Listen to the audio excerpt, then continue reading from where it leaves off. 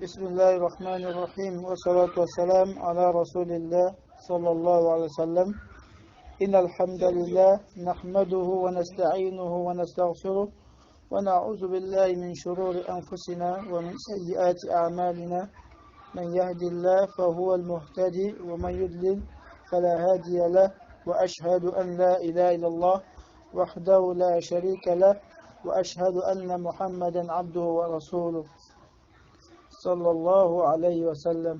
Alhamdulillah, on remercie Allah subhanahu wa ta'ala pour ses grâces et nous faisons des prières ainsi que des salutations sur le prophète Mohammed alayhi wa sallam.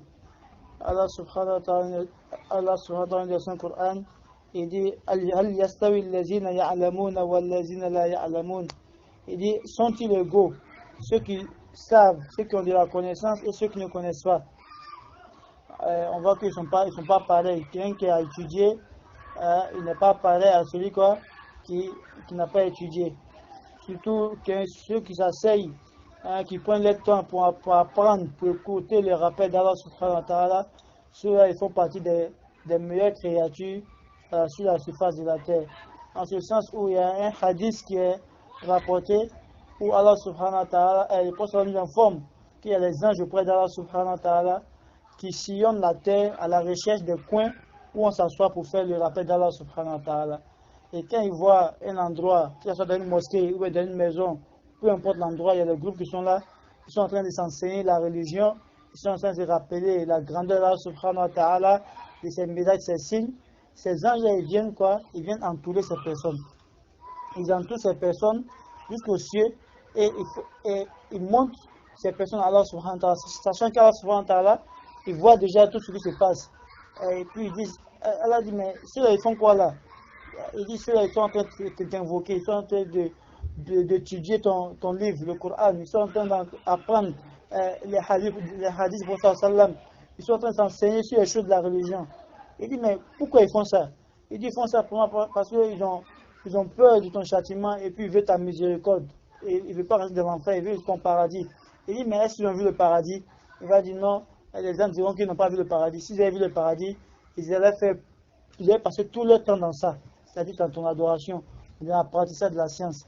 Et tu vois, et Allah prend l'engagement de pardonner les péchés de tous ceux qui sont assis en train d'apprendre la religion. Et par la miséricorde, Allah fait miséricorde à tous ceux qui sont à côté. Et tu vois, donc c'est l'importance de s'asseoir et d'apprendre vraiment sa religion. Parce qu'en faisant cela, on attire la miséricorde d'Allah sur nous et aussi on acquiert un savoir qui va nous permettre vraiment de bien vivre notre religion. Et tu vois, aujourd'hui il y a trop de distractions qui font qu'on est insouciant, on n'arrive pas à se concentrer pour apprendre la religion. Mais si vraiment il y a un programme qui est bien ficelé, où on peut venir s'asseoir pour apprendre la religion, je pense qu'il faut profiter. Parce que toute la semaine, on passe le temps dans nos affaires, vraiment on gère nos trucs, on a l'occupation.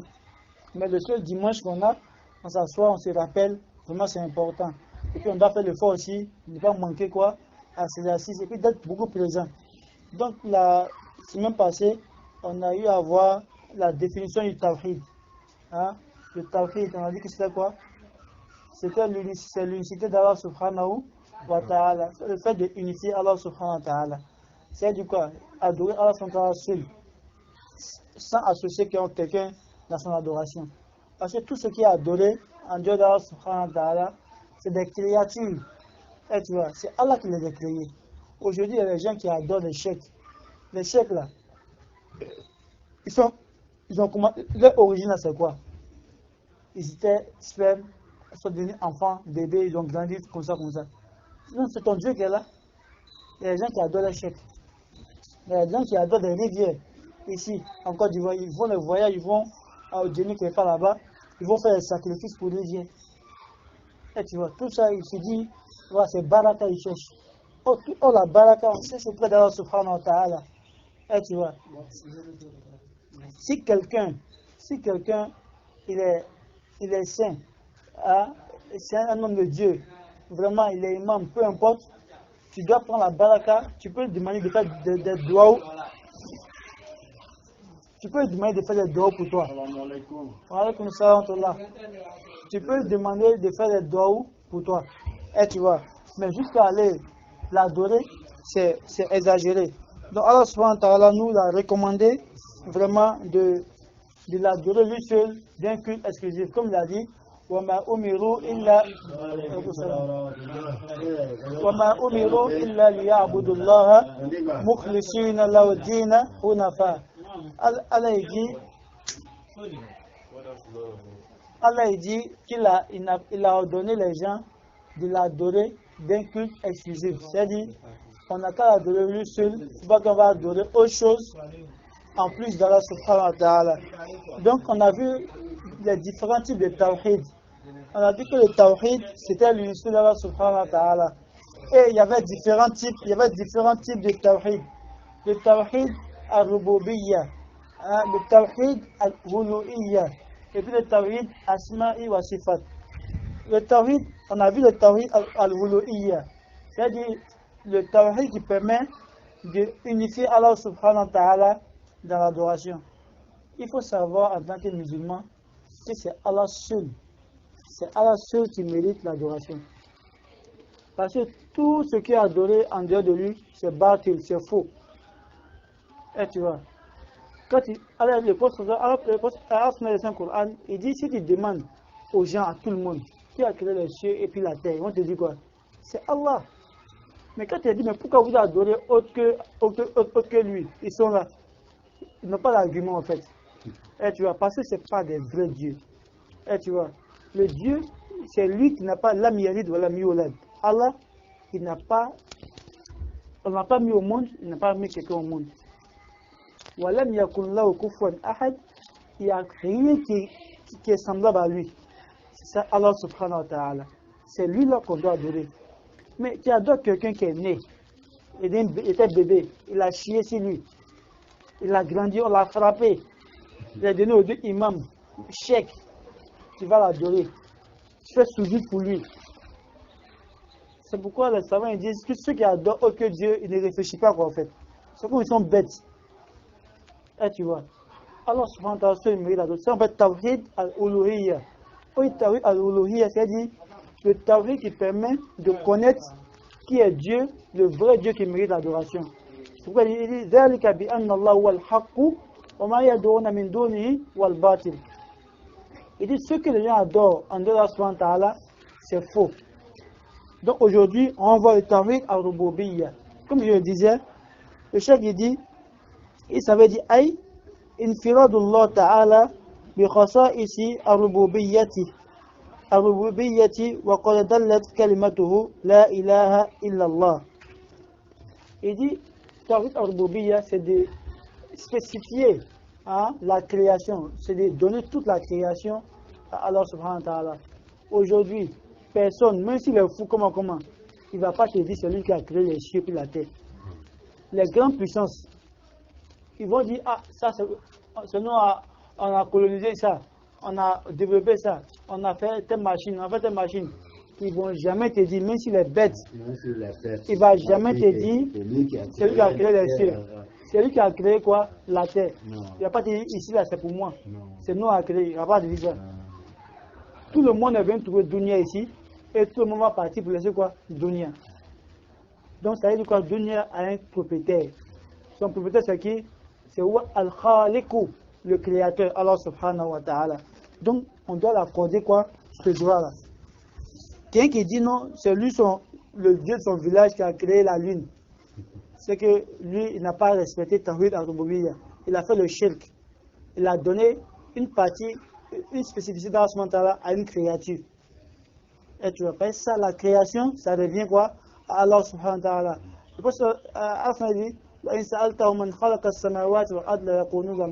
il dit si tu demandes aux mécréants qui a créé les cieux et la terre, ils vont te dire c'est Allah subhanahu wa ta'ala. Si tu les demandes qui nourrit, ils vont dire c'est Allah subhanahu wa ta'ala. Qui fait mourir, ils vont dire c'est Allah subhanahu wa ta'ala. Mais ils adorent autre chose en dehors d'Allah subhanahu wa ta'ala. Donc le cheikh il dit, il faut spécifier, il faut donner toute la création à Allah subhanahu wa ta'ala. Il dit توحيد الربوبية على سبيل التضمن فالتوحيد الألوهية متضمن التوحيد الربوبية. Il dit donc, le tawhid al-uluhiyya, le fait d'adorer Allah subhanahu wa ta'ala, est lié au tawhid al-rububiyya. C'est-à-dire quoi? Si tu reconnais que c'est Allah subhanahu wa ta'ala qui a créé les cieux et la terre, donc obligatoirement tu dois savoir que quoi? C'est lui-même que tu dois adorer. Si tu sais, tu reconnais que c'est Dieu qui a créé les cieux et la terre, qui te nourrit, hein, qui fait mourir, qui fait sortir le vivant du mort, hein, qui fait sortir le mort du vivant, et tu vois, tout ce que tu vois dans la terre, il fait sortir le soleil, il fait tomber la nuit, hein, la pluie vient, hein, tout ça. Si tu reconnais que c'est Dieu qui fait ça, c'est que c'est ce Dieu-là qui doit avoir peur de lui, et puis tu dois adorer. وذلك لأن لا يستحق أن يفرد بالعبادة إلا من كان منفردا بربوبية كما قال تعالى هل من خالق غير الله يرزقكم من السماء والأرض لا إله إلا هو. Il dit, si tu reconnais que c'est Allah subhanahu wa ta'ala qui a fait tout ça comme on l'a dit, il dit obligatoirement, ça doit t'amener à l'adorer. Il dit c'est ce que Allah subhanahu wa ta'ala lui-même a dit. Il dit est-ce qu'il y a autre créateur à part Allah subhanahu wa ta'ala qui vous accorde votre subsistance des cieux, à partir du ciel il fait descendre la pluie, et puis qu'est-ce que fait descendre la pluie? Et la terre fait sortir quoi? Sa nourriture. Il dit est-ce qu'il y a autre créateur qui fait ça? C'est une question qui est posée. Si tu sais qu'il n'y a pas autre créateur qui fait ça, il dit la ilaha illahu. Allah il dit quoi? Il dit celui qui fait ça là, il n'y a pas autre Dieu qui mérite l'adoration, si ce n'est que lui. Si tu reconnais que c'est Allah qui fait descendre la pluie, il fait sortir la nourriture, merci, il fait sortir la nourriture, tu reconnais ça à Allah subhanahu wa ta'ala, il faut savoir que quoi? Il n'y a pas autre Dieu que tu dois adorer, que c'est par lui. Ça, c'est la sourate Fatir, verset 3. Aussi, le chef, il continue, il dit Fadallat al-ayatu ala annahu la yastahiqu an yu'bada illa al-munfaridu bil mulki wa rizqi wa ghayrihima min أمور الربوبية فكلمة التوحيد تدل على توحيد الربوبية بتضمن. Il dit donc, si il dit le verset qu'on a lu de suite là, et ça montre que أنه لا يستحق أن يعبد. Et ça montre que rien ne mérite d'être adoré, sauf l'être à qui on reconnaît la royauté. On sait que c'est lui qui est le propriétaire de tout. À qui on reconnaît quoi? La subsistance, il est le roi. Et puis c'est lui qui nourrit. Et puis, toutes choses semblables parmi nos affaires de dunya, hein, telles que donner vie, donner la mort, nourrir, faire descendre la pluie, l'alternance des jours et de la nuit, tout ça. Ici, on reconnaît ça. Merci. Il dit, si on reconnaît ça à Allah subhanahu wa ta'ala, c'est que c'est lui quoi, qui mérite quoi, qu'on adore. Il dit, فَكَلْمَةُ التَّوْحِيدِ تَدُلُّ عَلَى تَوْحِيدِ الرُّبُوبِيَّةِ بِتَضَمُّنٍ. Il dit donc, le tawhid al-rububiyya est lié quoi, au tawhid al-uluhiyya. L'unicité de l'adoration, l'unicité de Allah subhanahu wa ta'ala, de sa seigneurie, est liée quoi, au tawhid de l'adoration. Donc, pour résumer, si nous reconnaissons que Allah subhanahu wa ta'ala est le créateur, est le pourvoyeur, est celui qui accorde la vie, est celui qui donne la mort, c'est lui qui fait sortir le jour de la nuit, qui fait sortir la nuit du jour, hein, qui fait descendre la pluie, qui fait sortir la nourriture, et tu vois, et que c'est lui le créateur des cieux et de la terre, si on le reconnaît tous ses attributs de seigneurie là, c'est que obligatoirement il doit mériter l'adoration. Et tu vois, il doit mériter l'adoration. Car tout ce qu'on adore à part lui là, c'est lui qui les a créés. Et tu vois, s'il n'a pas créé, il ne devait pas être là. Aujourd'hui, les gens, on adore Isa alayhi salam. Ils adorent Isa alayhi salam. Ils disent que Isa est Dieu. Ils disent que sa maman est Dieu aussi. Oh, Isa, c'est une créature. C'est Dieu que Allah qui l'a créé. Et tu vois, il a soufflé à Mariam l'âme de Isa et elle a enfanté. Ça, c'est un miracle. Et tu vois, parce qu'il est né miraculeusement, il attribue quoi? La divinité. C'est faux. Adam alayhi salam, Allah a créé quoi? Il n'a pas papa, il n'a pas maman. Il n'a pas de la terre. Et tu vois, Hawa n'a pas de la côte de Adam. Ainsi de suite. Donc, Isa ne mérite pas l'adoration. C'est un serviteur.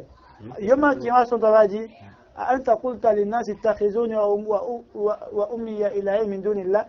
Et il a dit Isa, c'est toi qui as dit aux gens, aux chrétiens et autres, plevez-moi ainsi que ma maman, comme des divinités en Dieu la Santala. Il va dire non, Allah, moi je n'ai pas dit ça.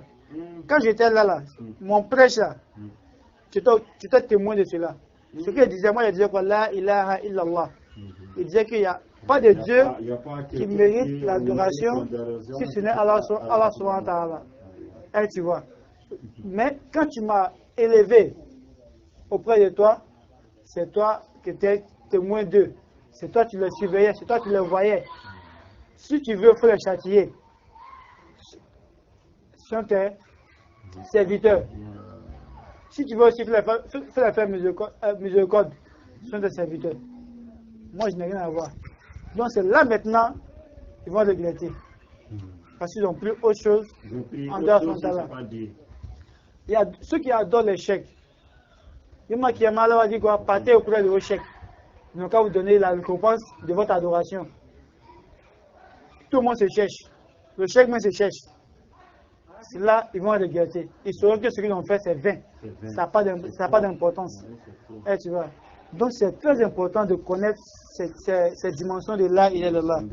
La ilaha illallah, ce n'est pas une parole qu'on dit simplement dans la bouche, mais c'est une croyance qui est dans le cœur, qui se matérialise par la prononciation de ça. Tu crois d'abord de ton cœur que Allah il existe. C'est lui qui mérite l'adoration avant de dire la ilaha illallah. Voilà. Maintenant, quand il dit ça maintenant dans sa bouche, il faut travailler avec ça dans ta vie. Et tu vois, il faut appliquer. Et tu vois, mais aujourd'hui, beaucoup disent la ilaha illallah, mais ils n'ont pas ça dans leur cœur. Non. Parce qu'on est né musulman. Donc du coup, on s'en fout. On s'en fout, voilà. Et tu vois. On est né musulman, on a trouvé ça. Il y a des gens là, ils vous disent ça, mais ils ne respectent pas. Voilà, c'est comme héritage. Et tu vois, donc du coup, on néglige. Mais il faut s'asseoir, parler de ça. Parler de ça beaucoup. Quand tu parles de ça beaucoup, les gens ils comprennent. Ils sauront que vraiment, ce n'est pas une parole qu'on dit comme ça. Voilà, pour se débarrasser. On doit respecter. Inch'Allah. Donc, on demande qu'il nous accorde la bonne compréhension et que vraiment, il nous facilite la mise en pratique. Qu'il nous fasse vivre sur la ilaha illallah. Et qu'il nous fasse mourir sur la ilaha illallah. Et que l'on soit ressuscité avec les prophètes, avec les personnes, les sahaba, ceux qui ont concrétisé vraiment cette parole. Tu vois, les sahaba à la Mecque, c'était les féticheurs, les idolâtres. Mais quand ils ont reconnu dans leur cœur que Allah il existe, on a vu comment ça s'est matérialisé. Il y a d'autres, on les a tués.